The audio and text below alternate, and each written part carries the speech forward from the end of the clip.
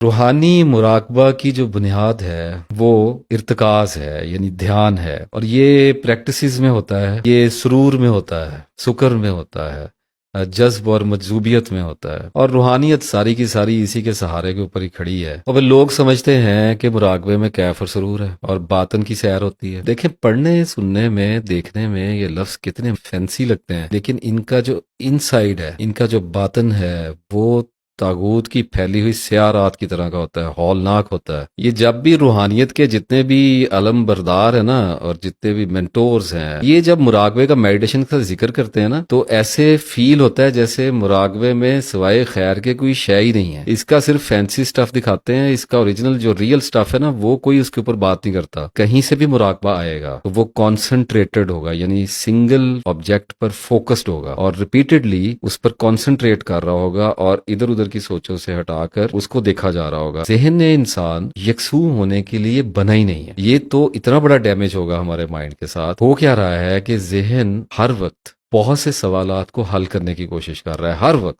All the time, جاگتے ہوئے، سوتے ہوئے، وہ اینالائز کر رہا ہے کہ اس مسئلے کا کیا کرنا ہے، اس مسئلے کا کیا ہے۔ خود کار ہے، انڈیپینڈنٹ ہے، ہمارا اس میں کوئی کام نہیں کہ ہم سوچ رہے ہیں، یہ آٹومیٹک چل رہی ہے چیز۔ جب اس طرح کے مائنڈ کے ساتھ آپ سرچ کرنے کی کوشش کرتے ہیں، سچ کو جاننے کی کوشش کرتے ہیں، اپنی ذات کی پہچان کی کوشش کرتے ہیں، تو آدمی کو جو لٹریچر ملتا ہے اور جو مینٹورز ملتے ہیں، وہ اس کو بیٹھ کر یہ سب سے پہلے بتانے کی کوشش کرتے ہیں کہ تمہیں اپنے ذہن کو یکسو کرنا ہے، تمہارا ذہن منتشر ہے۔ اتنی سامنے کی بات ہے کہ میرا ذہن جو ہے وہ تو اس کی بناوٹ جو ہے، اس کا سٹرکچر ہی انتشار ہے، ڈس آرڈر میں ہے مائنڈ نے ہر وقت کبھی ادھر جانا ہے، کبھی ادھر جانا ہے۔ ابھی آپ مجھ سے بات کر رہے ہیں، تھوڑی دیر میں ہو سکتا ہے وہ دیکھے چاند پہ انسان گیا تھا، وہاں کیا ہو گیا، یہ کیا ہو گیا، تھوڑی دیر میں آخرت پہ چلا جائے گا۔ اتنی تیزی سے موو کرنے والی شے کو انسان ایک ایسے سسٹم پر بٹھانے کی کوشش کرتا ہے جس میں وہ اس کو پریکٹس کے تھرو یہ کنونس کرنا چاہتا ہے، ٹیم کرنا چاہ رہا ہے کہ ایک آبجیکٹ پر فوکس کرو، ایک ایسے پرسپیکٹو پر کنونس کرنے کی کوشش کر رہا ہے کہ don't think, just focus on breath. اور کوئی امیج ہو سکتا ہے، کوئی تصور ہو سکتا ہے، کوئی آیت ہو سکتی ہے، کوئی دل ہو سکتا ہے کہ اس دل پہ فوکس کرو، آ رہا ہے، چل رہا ہے، دھڑکن، یہ وہ جو بھی یہ سارا معاملہ چلتا ہے۔ ایک آبجیکٹ ہوگا، سبجیکٹ ہوگا، اس پہ فوکس کروائیں گے۔ کیوں کروانا چاہ رہے ہیں؟ اس لیے کہ جانتے نہیں ہیں 99% جو اسپرچوسٹ ہیں، مینٹورز ہیں اور جو مسٹکس ہیں، انہیں خود نہیں پتا کہ مراقبہ کیا ہے۔ اب اگر مراقبہ کریں گے اور ہر روز ایک مخصوص وقت پر بیٹھیں گے اور ایک مخصوص شے کے اوپر، ایک مخصوص کنسپٹ کے اوپر، ایک مخصوص امیج پر غور کریں گے روز، تو یہ کیا غور و فکر ہے؟ مائنڈ اس کے نتیجے میں ڈل ہوتا ہے، ہیلوسینیٹ کرتا ہے، کیونکہ مائنڈ یہ چاہ رہا ہے کہ وہ سوالوں کے جواب ڈھونڈے۔ انتشار میں، زندگی میں، اس دنیا میں آ کر کون سکھی رہ سکتا ہے بھائی؟ تو اب جب کانسنٹریٹ کریں گے، مسلسل ایک طویل عرصے تک کانسنٹریٹ کریں گے، تو مائنڈ کی نیچر آپ کو بتاتا ہوں، مائنڈ یہ کرے گا کہ آخر کار پریکٹس کے تھرو کنونس ہونا شروع ہو جائے گا، جیسے کوئی اینیمل کنونس ہوتا ہے کہ I don't need to think, that is why I don't want to think. مجھے سوچنے کی ضرورت کیا ہے؟ جب ایک آبجیکٹ پہ بار بار اس کو فوکس کرائیں گے تو اس کے نتیجے میں تو ایسا لگتا ہے جیسے سوچیں کم ہو رہی ہیں، سوچیں کم نہیں ہو رہی ہیں، مائنڈ ڈل ہو رہا ہے، مائنڈ ڈیٹیریٹ کر رہا ہے، مائنڈ تباہ ہو رہا ہے۔ آپ اس کو شٹ ڈاؤن کر رہے ہیں۔ کروا لیں تھوڑی دیر کے لیے تو ہنی مون آئے گا، پیریڈ آئے گا، تھوڑا سا یوفوریا فیل ہوگا، لیکن اس کے بعد پھر سائیڈ افیکٹ آنے شروع ہو جائیں گے، کیونکہ مائنڈ بنا ہی نہیں ہے اس کام کے لیے۔ اب کتنی دیر اس کو رکھیں گے؟ میجورٹی ایسے لوگوں کی ہوتی ہے جو میڈیٹیشنز کو ڈپریشن کے لیے کر رہے ہوتے ہیں۔ ان میں بھی ایک اکثریت اور طرح کی بھی ہوتی ہے، وہ ایسے لوگ ہوتے ہیں جو مراقبے کو کارپوریٹ لیڈر پہ چڑھنے کے لیے کر رہے ہوتے ہیں، پیسفل ہونا چاہ رہے ہیں، ہیلتھ کے لیے پیسفل ہونا چاہ رہے ہیں، تھوڑا سا چاہتے ہیں بزنس اچھا ہو جائے، جاب پر معاملات لوگوں کے ساتھ بہتر ہو جائیں، پریشانی نہ آئے زیادہ، تھوڑا سا مائنڈ کلیئرٹی میں آ جائے تھوڑا سا، تو ہوتا ہے شروع میں ایسے لگتا ہے کہ جیسے کامیابی و کامرانی جو ہے وہ بہت زیادہ پاؤں چوبنے لگ گئی ہے۔ جب ایسے دل فریب حالات پیدا ہوں گے اور انسان ان کو ایز این ایویڈنس دیکھے گا، اس کے نفس پر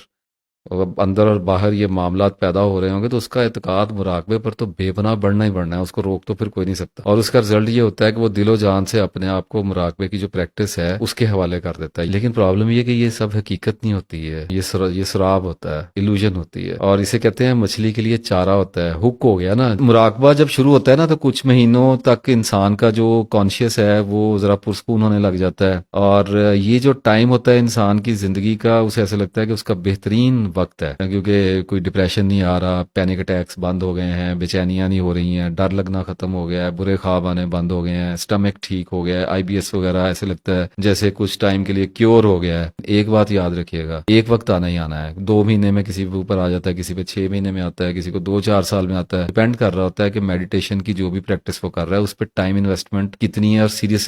سیریسنیس اس کی کتنی زیادہ لگی ہوئی ہے۔ کوئی بھی لمحہ ہوگا، کوئی بھی ایک ٹائم ہوگا کہ جب ایک وقت اس پر آ پہنچے گا جسے dark night of the civil کہتے ہیں۔ یہ انسان کی روح پر ہر طرف سے امڑ آنے والی اور چھا جانے والی ایک ایسی بھیانک اور بدترین سچویشن ہوتی ہے جس کو dark night of the civil کے نام سے دنیا جانتی ہے، اور عام طور پر اس کو جذب کہا جاتا ہے، سکر کے نام سے بھی اس کو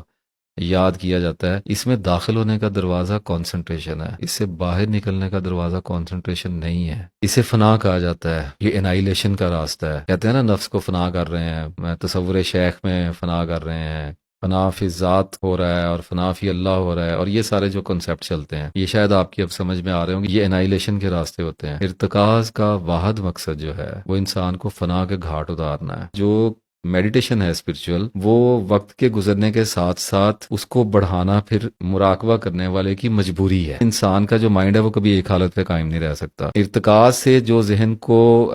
مضبوطی اور جو خوشی حاصل ہوتی ہے وہ مراقبہ کرنے والے کے لیے کچھ دیر تک تو بڑی نشاط انگیز اور فرحت کا باعث ہوتی ہے، لیکن آہستہ آہستہ وہ کیفیت جو ہے وہ اس کے مائنڈ کے لیے عام ہونے لگتی ہے، نیو نارم میں داخل ہو جایا کرتی ہے، اپنا اثر کھو دیا کرتی ہے، اپنی اہمیت کھو دیا کرتی ہے، اور ذہن اس کا عادی ہو جایا کرتا ہے۔ اور آدمی چونکہ ایکسپینڈ کرنا چاہ رہا ہے، اب ایک آدمی 15-15 منٹ مراقبہ کر رہا ہے، اس کو سال ہو گیا، اس کو ملنا تو اس سے کچھ ہے نہیں ہے، کرے گا تھوڑا سا اپنے آپ کو، صبح کو مراقبہ کرے گا اور شام تک تھوڑا سا پرسکون رہے گا، شام کو پھر مراقبہ کرے گا تو صبح تک پرسکون رہے گا، تو اس سائیکل میں پھنسا ہوا ہے۔ اب اس سائیکل میں کتنی دیر تک گزارا کر لے گا؟ وہ مزہ تو ختم ہو جانا ہے، 2-4 مہینوں میں وہ چیز سبسائڈ ہو جائے گی، تو پھر کیا کرتے ہیں کہ پھر ایکسپینشن کرنا چاہ رہے ہیں، ایکسپیرینس نہیں آ رہے ہوتے، نئی کیفیات نہیں آ رہی ہوتی ہیں، جسے کہا جاتا ہے کہ استغراق قائم نہیں ہو رہا ہوتا، تو اس کے لیے پھر لینتھس جو ہوتی ہیں میڈیٹیشنز کی ان کو بڑھایا جاتا ہے۔ اور اس کو جو ایڈکشن کی لینگویج میں اسے کہتے ہیں کہ مچھلی جو ہے وہ اب اس نے کانٹا نگل لیا ہوا ہے، اب ہک ہو گئی ہے، اب نہیں بچ سکتی، یہاں سے واپس پلٹنا بہت مشکل ہو جاتا ہے، فرینکلی اسپیکنگ، ٹرولی اسپیکنگ، یہاں سے واپس جانا بہت مشکل ہے، سمجھ ہی نہیں آ رہی ہوتی ہے میڈیٹیشن کرنے والے کو کہ اس نے اب آگے جانا ہے یا پیچھے جانا ہے۔ اور بہرحال ایک بات طے ہے، اپنے اپنے مزاج، جسم اور ذہن پر ڈیپینڈ کرتا ہے، لیکن ایک بات طے ہے کہ مخصوص مدت تک جو بھی شخص، مرد ہے یا عورت، کنسنٹریٹ کرے گا، مراقبہ کرے گا، کسی بھی طرح کا کرے گا، آخر کار بہت بڑے بڑے ایسے نفسیاتی امراض کا شکار ہونے لگ جائے گا جس کا علاج اس دنیا میں موجود نہیں ہے۔